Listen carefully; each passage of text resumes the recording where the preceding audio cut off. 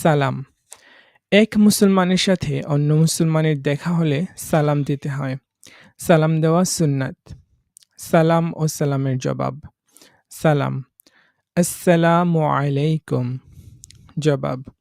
ওয়ালাইকুম আসসালাম ওয়া রাহমাতুল্লাহ। অর্থ: আপনার উপর শান্তি বর্ষিত হোক।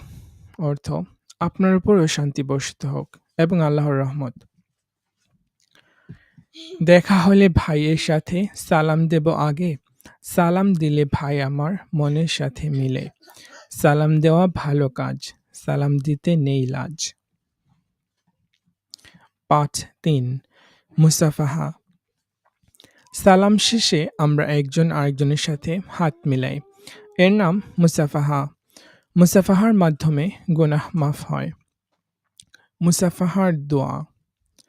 ইয়াগফিরুল্লাহু লানা ওয়া লাকুম। অর্থ: আল্লাহ আমাকে ও আপনাকে ক্ষমা করুন।